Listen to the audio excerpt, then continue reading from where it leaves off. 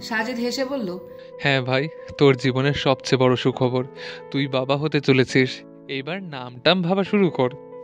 হিমালয় নিজের কানকে যেন বিশ্বাস করতে পারছে না, মুখে এক অদ্ভুত বিস্ময়ের ছাপ, চোখ দুটো চকচক করে উঠল। ধীরে ধীরে বিছানায় আরেকটু নড়েচড়ে বসলো। তুই মজা করছিস না তো? সত্যি বলছিস সুব্রত মা হতে চলেছে? সাজিদ আবারও হেসে বলল, হ্যাঁ ভাই, তোর বাবা হওয়ার সময় এসে গেছে। আর এই জন্যই তো বাড়িতে এত আনন্দ, সবাই জানে। তুই তো দেরি জান। হিমালয় একটুক্ষণ স্তব্ধ হয়ে বসে রইল, তারপর হাসি মুখে চোখের কোনা মুছে নিয়ে বলল, আমি বাবা হতে চলেছি? এটা তো অবিশ্বাস্য। সুব্রত এখন কি করছে? ও কোথায়? সাজিদ হালকা হাসি দিয়ে বলল, সুব্রতা এখন ওর মায়ের কাছে আছে, বিশ্রাম নিচ্ছে। একটু পর দেখা করে আসিস। কিন্তু হিমালয় কিছুতেই নিজেকে থামাতে পারল না, উত্তেজিত হয়ে বলল, না ভাই, আমি আর অপেক্ষা করতে পারছি না। আমি এখন ওর কাছে যাচ্ছি। হিমালয় উঠে দাঁড়ানোর চেষ্টা করলো, কিন্তু হাত আর পায়ের ব্যথায় থেমে গেল। সাজিদ এগিয়ে এসে বলল, আরে আরে, তোর কষ্ট করে উঠতে হবে না, তুই বিশ্রাম নে, আমি ওকে পাঠাচ্ছি ঘরে। হিমালয়ের চোখে তখন অবিশ্বাসের ছাপ, কিন্তু তার ঠোঁটে এক প্রশান্তির হাসি খেলা করছে। সাজিদ নিচে গিয়ে সুব্রতার কাছে পৌঁছালো। সে একটু উচ্ছল হয়ে বলল, সুব্রতা, হিমালয় তোমাকে ডাকছে। ওকে সবটা জানিয়ে আসলাম মাত্র। ও তো বিশ্বাসই করতে পারছে না। সুব্রতার মুখে প্রথমে হতবাক ভাব চলে এলো। হিম ভাইয়া জেনে গেছে কি বলেছে? সে এখন কি করছে? সাজিদ মুচকি এসে বলল, ও অবাক হয়ে বসে আছে, কিন্তু তোমাকে ডেকেছে। তাড়াতাড়ি যাও ওর কাছে। সুব্রতা একটু লজ্জায় মাথা নিচু করে বলল, আমি যেতে পারবো না তার সামনে, অনেক অস্বস্তি হচ্ছে। সাজিদ তাকে উৎসাহ দিতে বলল, কেন যেতে পারবে না ওর সামনে? এইটা তো তোমার আর হিমালয়ের জন্য একটা বিশেষ মুহূর্ত। অবশেষে সুব্রতা কিছুটা সাহস নিয়ে বলল, ঠিক আছে, আমি আসছি। সে আস্তে আস্তে হিমালয়ের ঘরের দিকে এগিয়ে গেল। হৃদয়ে অদ্ভুত অনুভূতি নিয়ে দরজার কাছে পৌঁছে দাঁড়ালো। একটা মুহূর্তের জন্য সে থমকে গেল, তারপর গভীর শ্বাস নিয়ে দরজা খুলল। হিমালয় তার দিকে তাকিয়েছিল। সুব্রতা?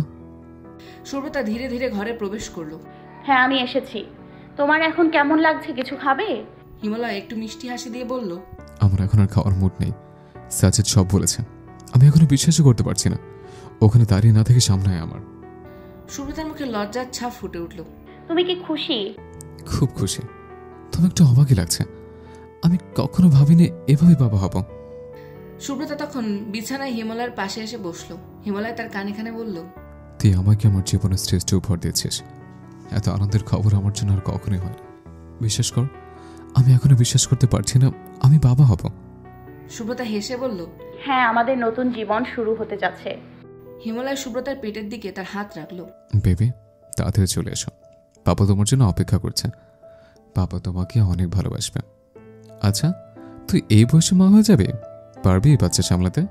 শেষে দেখা গেল তুই আর বেবি দুই বাচ্চা আমার একসাথে সামলাতে হচ্ছে। সুব্রতা তখন হেসে বলল, আমি মোটেও বাচ্চা না। আর তুমি আমাকে এখনো ছোট মনে করো? হ্যাঁ, মা হয়ে যাচ্ছি, আর এখনো ছোট মনে করছো? এই বলে সুব্রতা উঠে যেতে যাবে, কিন্তু হিমালয় তাতেই বাধা দিল। এক হাত দিয়ে টান মেরে সুব্রতাকে কাছে টেনে নিল। সুব্রতা হঠাৎ ঝুঁকে পড়ল, আর এই মুহূর্তে হিমালয় তার ঠোঁটজোড়া নিজের আয়ত্তে নিয়ে নিল। উফ, আবার কবে যে তোকে পুরোপুরি আদর করতে পারবো। এদিকে ঘরের করে দাঁড়িয়ে আছে রিয়া, তার সামনে দাঁড়িয়ে তুষার, রাগান্বিত চেহারা। তারা এখন তুষারের সেই ফ্ল্যাটে, যেখানে কদিন সুব্রতা ছিল। তুষার তীক্ষ্ণ স্বরে বলল, আমি এখন বাইরে যাব, আমার বাসায়। আমি না আসা পর্যন্ত এই ফ্ল্যাটে বন্দি থাকবে। খাবার রাখা আছে, খেয়ে নিবে। রিয়ার মুখে ভয়, সে কাপা কাপা গলায় বলল, শুনুন, আমার একা ভয় লাগবে এত বড় ফ্ল্যাটে। আমি একা একা থাকতে পারবো না। তুষার থমকে দাঁড়িয়ে তার দিকে তাকালো। হুশ, তো তোমাকে কি আমি পাহারা দিব? হ্যাঁ, তোমাকে কি এখানে আমি আদর যত্ন করতে এনেছি? তুষার বেরিয়ে যায়, তার পদধ্বনি দূরে চলে যায়। রিয়া একা একা জানালায় দাঁড়িয়ে ভাবতে থাকে সেদিনের কথা, সেদিন রাতে ঘটে যাওয়া ভয়ঙ্কর ঘটনার স্মৃতি। তুষার হঠাৎ করেই তার বাড়িতে প্রবেশ করলো লোকজন নিয়ে। রিয়া আর তার মা তখন একা ছিল। তখন তুষার তাদের সামনে হাজির হলো। তুষারের কথায় যেন রিয়ার শরীরের সমস্ত রক্ত জমে যায়। রিয়ার মা বারবার বারণ করেন, কিন্তু তুষার তখন এক পায়ে এগিয়ে আসে। পাশাপাশি তুষার নিজের ফোন বের করে রিয়া আর তার মায়ের সামনে ধরে। স্ক্রিনে একটা ভিডিও চলছিল, যেখানে রাজনকে আটক করে রাখা হয়েছে। তুষারের সঙ্গে যেতে বাধ্য হলো। তুষার রিয়াকে নিয়ে গেল পুরনো গোডাউনে, যেখানে রাজন হাত পা বাঁধা অবস্থায় মাটিতে পড়েছিল। গোডাউনটি অন্ধকার, রাজনের চোখে আতঙ্কের ছায়া। রিয়ার মাথায় পিস্তল ঠেকিয়ে ধরল তুষার। তখন রাজন কাপা কাপা কণ্ঠে চিৎকার করে বলল, তুষার, তুই এটা কি করছিস?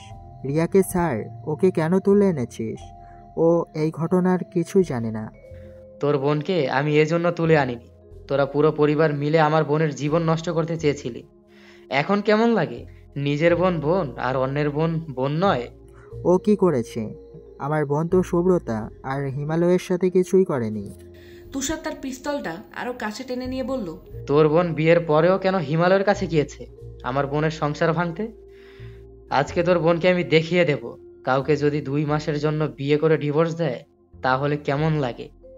আমার ভাইকে ছেড়ে দিন তুষার ভাই। আর আমি এমন কিছুই করিনি।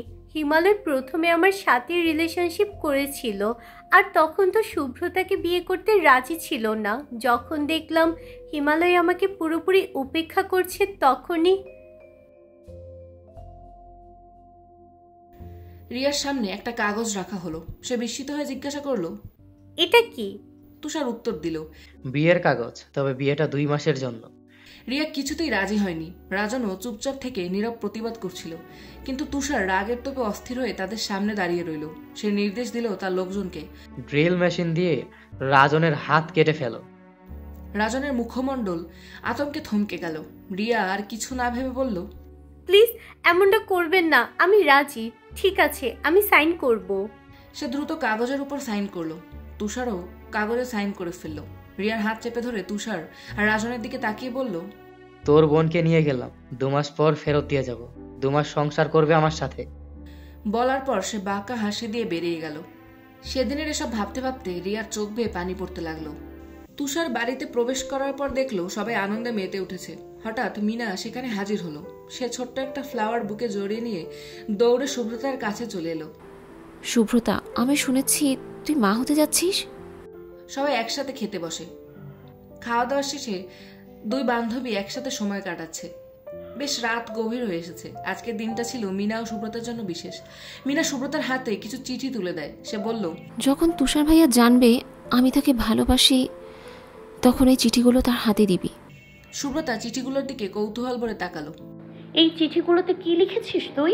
মিনা একটু লজ্জায় বলল, আমার মনের কথা। আমি তুষার ভাইয়ার জন্য যেসব অনুভূতি জমা করেছি সেগুলোই লিখেছি। আমি চাই সেদিন যখন সে সব কিছু জানবে, তখন তার হাতে আমার ভালোবাসার প্রমাণ হিসেবে এই চিঠিগুলো দিতে পারি। এটা খুব ভালো ধারণা। তুষার ভাইয়া যদি বুঝতে পারে তুই তাকে কতটা ভালোবাসিস, তাহলে নিশ্চয়ই সে অভিভূত হবে। তুষারকে বলা হলো মিনাকে বাড়ি পৌঁছে দিতে। তুষার রাজি হলো, কারণ ওর বাড়ি পাশের গলিতে। গাড়ি বের করা হয়নি, তাই হাঁটতে হাঁটতে এগিয়ে যেতে হলো মিনাকে। তুষার আর মিনা হাঁটতে হাঁটতে কথা বলছিল, কিন্তু মিনা বারবার আর চোখে তাকাচ্ছে তার দিকে। সে বুঝলো আজকে তুষারের মন মেজাজ হয়তো ভালো নয়। তুষারের চেহারা গম্ভীর আর চিন্তিত লাগছে। তুষার ভাইয়া, আপনি কি ভালো আছেন? মিনার প্রশ্নে তুষার একটু অবাক হলো। হ্যাঁ, আমি ভালো আছি। অবশেষে দুজন হাঁটতে হাঁটতে মিনার বাড়ি পৌঁছায়। বাড়ি আসার পর গেট দিয়ে ঢোকার আগে তুষার মিনাকে বলল, যাও বাড়ির ভেতরে, অনেক রাত হয়েছে, সাবধানে যাও। তুষার ভাইয়া, আপনিও সাবধানে যাবেন, আর একদিন সময় করে আমাদের বাড়িতে আসবেন। ঠিক আছে, আসবো। সত্যি আসবেন তো? আচ্ছা, আসবো বললাম তো, একদিনই ঠিকই আসবো। মিনা হাসি মুখে ভেতরে চলে যায়। তুষার মিনার বাড়ির ভেতরে প্রবেশ করা পর্যন্ত অপেক্ষা করলো। তারপর নিজে উল্টো দিকে হাঁটা ধরে। হেঁটে হেঁটে সে যখন পেছনে তাকালো, তখন দেখা যায় মিনার মুখে হাসি ফুটে উঠেছে। মিনা একটু আগেই আবার গেটের সামনে এসে উকি দেয়। তুষার হাঁটতে হাঁটতে চলে যাচ্ছে। মিনার মনে প্রশ্ন ঘুরপাক খাচ্ছে। আপনি কি সত্যি কোনোদিন আসবেন আমার বাড়িতে? বাড়ির পরিবেশ আজ যেন এক অশান্ত ঝড়ের মধ্য দিয়ে যাচ্ছে। তুষার সবাইকে অবাক করে জানিয়েছে সে রিয়াকে বিয়ে করেছে, তাও মাত্র 2 মাসের জন্য। এই কথা শোনার পর সবাই প্রায় স্তব্ধ। তুষারের মা রাগে ফেটে পড়লেন। এটা কি করছে তুষার? বিয়ে কোনো ছেলে খেলার জিনিস না যে তুমি প্রতিশোধ নিতে গিয়ে এমন একটা বড় সিদ্ধান্ত নেবে। তুমি আমাদের পরিবারকে অপমান করছো। তুষার একদম নির্লিপ্ত। ভাইয়া, এটা তুমি কি করলে? বিয়ে এমন একটা পবিত্র বন্ধন যা ভালোবাসা আর শ্রদ্ধার ওপর ভিত্তি করে তৈরি হয়। তুমি আমাদের মতো একই ভুল করলে, বিয়েটাকে পুতুল খেলা বানিয়ে দিলে। সুব্রতা, তুই এই বিষয়ে আমাকে শিক্ষা দিতে আসিস না। আমি যা করেছি সেটা আমার সিদ্ধান্ত। ওরা আমার তোর জীবন নষ্ট করতে চেয়েছে, এইটা তাদের প্রাপ্য। আমি আর এই বাড়িতে থাকছি না। 2 মাস আমার ওই ফ্ল্যাটেই থাকবো। 2 মাস পর যা হবে দেখা যাবে। তুষারের চলে যাওয়ার পর বাড়ি যেন এক শূন্যতায় ভরে গেল। সবাই স্তব্ধ হয়ে গিয়েছিল। কেউ বিশ্বাস করতে পারছিল না যে তুষার, যাকে এতটা বিচক্ষণ আর দায়িত্বশীল মনে হতো, সে এমন সিদ্ধান্ত নিতে পারে। সুব্রতা হিমালয়ের পাশে বসে কাঁদছিল।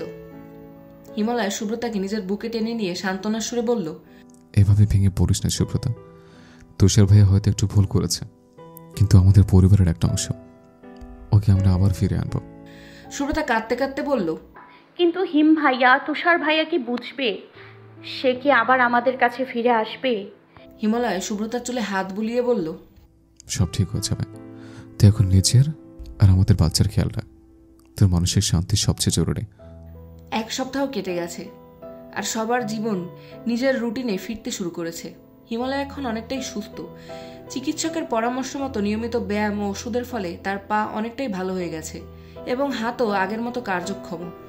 সুব্রতার জন্য তার যত্ন কোনো কিছুর অভাব রাখছে না। প্রতিদিন সকালে হিমালয় সুব্রতাকে চার্ট অনুযায়ী খাবার খাইয়ে দেয়। রাতেও নিজের বুকের সাথে জড়িয়ে সুব্রতাকে ঘুম পাড়ায়, যেন তার কোনো চিন্তা বা কষ্ট কোনোটাই না থাকে। সুব্রতার চেক আপ করানো হিমালয় নিজে নিশ্চিত করেছে। কলেজে সুব্রতা এখন নিয়মিত যায়। তার যাতায়াতের দায়িত্ব নিয়েছে শীতল। শীতল সুব্রতার সব খেয়াল রাখে, এমনকি সময় মতো খাবার খাওয়ানো নিশ্চিত করে। সুব্রতার ঘনিষ্ঠ বান্ধবী মিনাও সুব্রতার পাশে রয়েছে। কলেজে মিনা তার যেন কোনো রকম অসুবিধা না হয় সেটা নজর রাখে। অন্যদিকে সাজিদ সুব্রতার প্রতি তার যত্ন আর শীতলের প্রতি আকর্ষণের কারণে 2-1 দিন পরপর বাড়িতে আসে। এই 1 সপ্তাহে রিয়া নিজের জীবনে অনেকটাই বদলে নিয়েছে। রান্নাবান্না এখন সে বেশ ভালো করেই শিখে গেছে। প্রতিদিন সকালে তুষার বাড়ি থেকে বেরিয়ে যায়, রাতে ফিরেই পাশের রুমে গিয়ে ঘুমিয়ে পড়ে।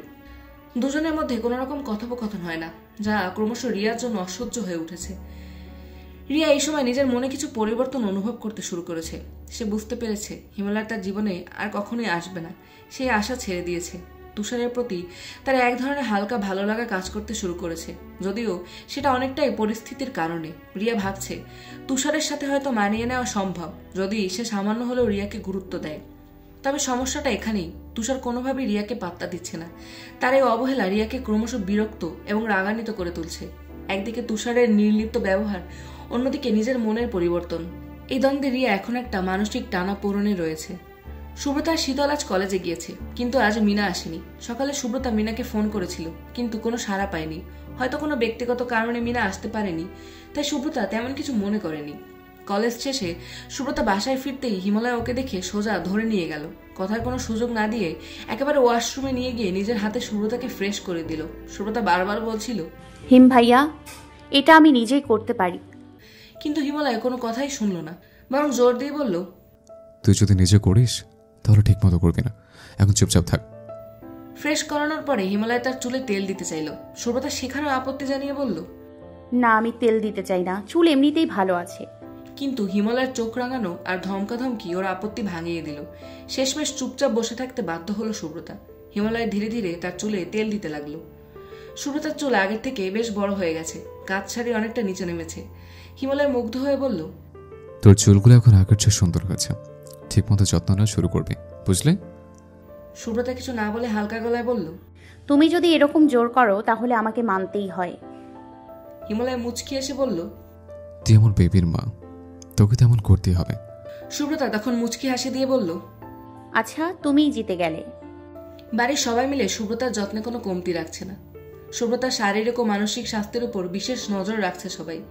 তবে হিমালয় যেন একটা আলাদা জগৎ তৈরি করে ফেলেছে সুব্রতাকে ঘিরে। ওর প্রতিটা মুহূর্ত, প্রতিটা প্রয়োজন, এমনকি সুব্রতার সামান্য মন খারাপ হওয়া পর্যন্ত সবকিছুতেই হিমালয়ের খেয়াল।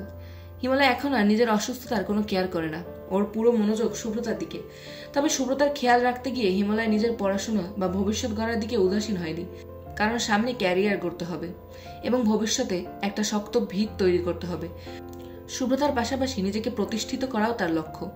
সুব্রতা প্রায় হিমালয়কে ধরে বলে, তুমি এভাবে সব দিক সামলাচ্ছ, নিজের জন্য একটু সময় রাখো, তোমার তো শরীরটাও ভালো হওয়ার দরকার। হিমালয় মৃদু হেসে উত্তর দেয়, তুই ঠিক থাকলে আমি ভালো থাকবো। আমার অসুস্থতা বা কষ্ট এখন আর গুরুত্বপূর্ণ নয়, তুই এর আমাদের ছোট্ট বেবি, আমার পৃথিবী। সুব্রতা হিমালয়ের এই নিঃস্বার্থ ভালোবাসা দেখে আপ্লুত হয়ে পড়ে। নিজের প্রতি হিমালয়ের এই দায়িত্ববোধ সুব্রতার মনে আরো গভীর শ্রদ্ধা আর ভালোবাসা এনে দেয়। আজ প্রায় 3 দিন হয়ে গেল মিনা কলেজে আসে না, বাড়িতেও আসে না, এমনকি একটা ফোন মেসেজ কিচ্ছু না। কোনোরকম মেসেজের রিপ্লাই করে না। এবার সুব্রতার চিন্তা হতে শুরু করলো, মিনা কি অসুস্থ নাকি, তাই আজকে কলেজ শেষে বাড়ি না গিয়ে শীতলকে নিয়ে মিনাদের বাড়িতে গেল। সুব্রতা শীতল যখন মিনাদের বাড়ি পৌঁছলো তখন বিকেল গড়িয়ে গেছে। দরজা খুললেন মিনার মা। তাদের দেখে কিছুটা অবাক হয়েও দ্রুত ভিতরে নিয়ে গেলেন। সুব্রতা বসার সাথে সাথে জিজ্ঞাসা করলো, আন্টি, মিনা 3 দিন ধরে কলেজে আসে, ফোনেও ধরতে পারছি না। ও কি অসুস্থ? কি হয়েছে ওর? মিনার খবর কি তোমরা জানো না? ও তো আর এখানে নেই। গত 3 দিন আগে ও রাজশাহীতে ওর মামার বাড়ি চলে গেছে। সুব্রতা হতবাক হয়ে গেল। রাজশাহী? হঠাৎ করে কেন? কিছু বলেছিল আপনাদের? মিনার মা বললেন, ও অনেক দিন ধরেই খুব চুপচাপ ছিল, পড়ালেখার চাপ না হয় অন্য কিছু, বুঝতে পারিনি। হঠাৎ বলল এখানকার কলেজে আর পড়বে না, রাজশাহীর কলেজে ভর্তি হবে। আমরা অনেক বুঝালাম, তবুও জেদ ধরল। পরশুদিন সকালে টিসি নিয়ে ট্রেন চেপে চলে গেছে। সুব্রতা চিন্তিত হয়ে বলল, আন্টি, ও কিছু বলেছে কেন হঠাৎ করে এভাবে চলে গেল? মিনার মা মাথা নেড়ে বললেন, না রে মা, ঠিক কিছু বলেনি, শুধু বলল এখান থেকে দূরে যেতে চায়। মনে হলো মেয়েটা খুব বিষণ্ণ ছিল। সুব্রতা শীতলের দিকে তাকিয়ে বলল, মিনা এমন হুট করে চলে যাবে বিশ্বাস করতে পারছি না। ও নিশ্চয়ই কোনো সমস্যায় আছে, আমাদের রাজশাহী যেতে হবে। শীতল বলল, তুই এখন প্রেগনেন্ট, এত দূর যাওয়া ঠিক হবে না। তার চেয়ে ওকে ফোনে যোগাযোগ করার চেষ্টা কর, যদি তাতে কাজ না হয় তাহলে হয়তো পরে কিছু করা যাবে। মিনার মা বললেন, ওর মামার বাড়ির ঠিকানা তোমাকে দিচ্ছি, ওকে চিঠি লিখে পাঠানো যেতে পারে। তুমি ওর ভালো বন্ধু সুব্রতা, তোমার কথা ও শুনবে হয়তো। সুব্রতা মাথা নাড়ালো। হ্যাঁ, আমি চিঠি লিখব। কিছু একটা হয়েছে, মিনাকে একা থাকতে দিব না। হিমালয়ের মা তাদের চা এনে দিল। সুব্রতার মাথায় তখন শুধু একটাই চিন্তা, কি এমন হলো যার কারণে মিনা এভাবে না বলে হারিয়ে গেল। সুব্রতা যখন বাড়ি ফিরল তখন তার মুখে স্পষ্ট হতাশার ছাপ। হিমালয় সবটা খেয়াল করলো। সুব্রতা চুপচাপ নিজের ঘরে গিয়ে বসলো, কিন্তু হিমালয় তার পিছনেই ছিল। সে দরজায় দাঁড়িয়ে জিজ্ঞেস করলো, সুব্রতা, কি হয়েছে? এমন মন খারাপ কেন? হঠাৎ তোর কি হয়েছে? সুব্রতা ধীরে ধীরে মাথা নাড়ালো। হ্যাঁ, আমার মন খারাপ। মিনা কাউকে কিছু না বলে একেবারের জন্য রাজশাহী চলে গেছে। এইভাবে হুট করে চলে যাওয়া মনে হচ্ছে ওর বড় কোনো সমস্যার মুখোমুখি হয়েছে। হিমালয় শান্ত কণ্ঠে বলল, তুই কি মনে করিস তুষার ভাইয়ের জন্য মিনা এমন করেছে? সুব্রতা তাকিয়ে বলল, হয়তো মিনার চোখে তুষারের ভালোবাসা স্পষ্ট ছিল, কিন্তু তুষার ভাই তো কখনো মিনাকে পাত্তা দেয়নি। ও কি এই কারণেই চলে গেল? আমি ওর জন্য চিন্তায় আছি হিম ভাইয়া। তুই একটা চিঠি লিখে ওর সঙ্গে যোগাযোগ করার চেষ্টা কর, হয়তো ওর মনের কিছু কথা বের হয়ে আসবে। ঠিক বলেছ, কালকেই লিখবো, হয়তো মিনা উত্তর দেবে। হিমালয় তার পাশে বসে বলল, তুই নিজের শরীরের কথা ভুলিস না সুব্রতা, বেশি চিন্তা করিস না। আমি জানি তুই মিনার ভালো চাইছিস, কিন্তু নিজের আর বাচ্চার কথা ভেবে চলতে হবে। সুব্রতা মাথা নাড়ালো। হিমালয়ের কথায় কিছুটা শান্তি পেল। পরের দিন সুব্রতা মনস্থির করে মিনার মামার বাড়ির ঠিকানায় চিঠি লিখে পাঠিয়ে দিল। 2 দিন পর সুব্রতার পোস্ট বক্সে একটা চিঠি এসেছে। আনন্দ উদ্বেগের মিশ্রণে সে চিঠিটা খুলে দেখল। লেখাটা পরিচিত হাতের, তাতে মিনার নাম। তার চোখের সামনে মুহূর্তের জন্য পৃথিবী থেমে গেল যেন। তুই কি ভালো আছিস সুব্রতা? তোকে একটু চিন্তিত মনে হচ্ছে। প্রিয় সুব্রতা, কেমন আছিস? জানি আমার জন্য তোর মন খারাপ, আমাকে মাফ করে দে, আমি তোকে বলে আসিনি। তবে মন খারাপ করিস না, তোর বাচ্চার কথা চিন্তা করে হ্যাপি থাকিস। আমার ভাগ্যটাই বোধহয় খারাপ, আর আমার নিজেই মনে হয় বেশি বেশি প্রত্যাশা করে ফেলেছিলাম। তাই আমি তুষার ভাইয়ার কথা জানতে পেরেছি। বিশ্বাস কর, আমার মনের উপর দিয়ে যে ঝড় বয়ে গেছে তা আমি বোঝাতে পারবো না। ওখানে থাকা আমার পক্ষে সম্ভব না। আর ভালো থাকিস, আর আমাকে খুঁজিস না কখনো। আমার দেয়া চিঠি যেগুলো বলেছিলাম তুষার ভাইকে দিতে, সেগুলো পুড়িয়ে দিস। ইতি, তোর সবচেয়ে অভাগী বান্ধবী মিনা। সুব্রতা চিঠিটা পড়তে পড়তে বারবার কাঁপতে কাঁপতে বসলো। মিনার লেখা পড়ার পর তার মনটা একদম ভেঙে গেল। চিঠির প্রতিটা লাইন যেন তার হৃদয়ে গভীর ক্ষতের মতো লাগছিল। মিনা, আমি তোর জন্য কিছু করতে পারি না, কিন্তু তুই যে কোনোভাবে সুখী হয় এটাই চাই। কিছু সময়ের জন্য সুব্রতা নিজেকে একা মনে করছিল। সে তুষারকে এখনো কিছু বলতে পারেনি, কিন্তু তার মনে হচ্ছিল মিনার এই দুঃখের কারণ তুষার। সুব্রতা বুকে হাত রেখে চিন্তা করলো, আমাকে কিছু একটা করতে হবে, মিনার জন্য কিছু একটা। সময় দ্রুত এগিয়ে চলছে, আর সুব্রতা এখন 2.5 মাসের প্রেগনেন্ট। প্রথম দিকে সে উদ্বেগ আর কষ্টের মধ্যে যে দিন কাটিয়েছে এখন কিছুটা স্বাভাবিক হয়ে এসেছে, তবে মিনার প্রতি তার অনুভূতি কোনো ক্রমেই মুছে যাচ্ছে না। কিছুদিন আগে সুব্রতা মিনার জন্য বেশ কয়েকটা চিঠি লিখেছিল, কিন্তু সেই চিঠিগুলোর কোনো উত্তর সে পায়নি। মিনার সঙ্গে যোগাযোগ না হওয়ায় সুব্রতার মনে একাকিত্বের ছায়া লেপটে থাকে। মিনার অভাব সুব্রতার অন্তরে আরো গভীরভাবে জেঁকে বসেছে। সুব্রতার হিমালয়া চেক আপের জন্য হাসপাতাল এসেছে। সুব্রতা? তুষার দৌড়ে এসে সুব্রতাকে জড়িয়ে ধরল। সুব্রতা তুষারকে এতদিন পর দেখে কিছুটা অবাকও হলো, কিন্তু আনন্দে তার মুখে হাসি ফুটল। তুমি এখানে ভাইয়া? কেমন আছিস? সবকিছু ঠিক তো? ডাক্তার কি বললেন? ভাইয়া আমি ঠিক আছি, তুমি চিন্তা করো না। তুষার ভাইয়া, আমি তোমাকে আজকে কিছু বলতে চাই। তুষারের চোখে কৌতূহল ফুটে উঠল। মিনা তোমাকে অনেক ভালোবাসতো, তোমাকে নিয়ে অনেক আগে থেকেই ওর মধ্যে এই চিন্তা ছিল, শুধুমাত্র আমাকে জানিয়েছে, কিন্তু এ কথা সে কাউকে বলেনি। সে অসংখ্য চিঠি লিখে গেছে তোমাকে নিয়ে, প্রতিদিন সেগুলো আমাকে দিয়েছিল আর বলেছিল তুমি যেদিন জানবে ওর ভালোবাসার কথা সেদিন দিতে তোমাকে চিঠি দেবে। দেখো ভাগ্য কত নির্মম, আজকে জানলে, অথচ আমার সাথে এই মুহূর্তে চিঠিগুলো নেই। মিনা, সে আমাকে ভালোবাসতো, এটা কি সত্যি? কিন্তু কেন সে আমাকে প্রকাশ করলো না? আমি তো কখনোই জানলামই না। মিনা তোমার বিয়ের কথা জানতে পেরে অনেক কষ্ট পেয়েছে, কিন্তু নিজের মনেই সে কষ্ট লুকিয়ে চলে গেছে রাজশাহী সারা জীবনের জন্য। তবে আমি জানি মিনা এখনো তোমার সম্পর্কে চিন্তা করে। এই কথা শুনে তুষারের মুখে হতাশার ছায়া পড়ল। কেন সে আমাকে বললো না সে যে আমাকে ভালোবাসে? কিন্তু তুমি যদি মিনাকে একটু হলেও পছন্দ করে থাকো তাহলে ওকে খুঁজে বের করো, এখন আর সময় নষ্ট করো না। তুষার হাঁটতে হাঁটতে এক জায়গায় এসে দাঁড়ালো। তার চোখে জল এসে গেল। মিনা যে তার জন্য সবকিছু ত্যাগ করে চলে গেছে, তাকে সে ফিরে পাবে কি? আজ তার জীবন যেন শূন্য। সেই সব স্মৃতি আর উচ্ছ্বাসগুলো একদিনের জন্য ফিরে আসবে না। মিনা, একবার মনের কথাগুলো বলেই দেখতে, কিন্তু তুমি চলে গেলে। তুমি তো আমাকে সুযোগটাও দিলে না তোমাকে ভালোবাসার। এই কথাগুলো তার হৃদয়ে রক্তক্ষরণের মতো যন্ত্রণা তৈরি করছিল। সে মনে মনে প্রতিজ্ঞা করল, মিনার প্রতি তার অনুভূতি প্রকাশ করা না হলে জীবনটা যেন একটা শূন্যতার চিহ্ন হয়ে থাকবে।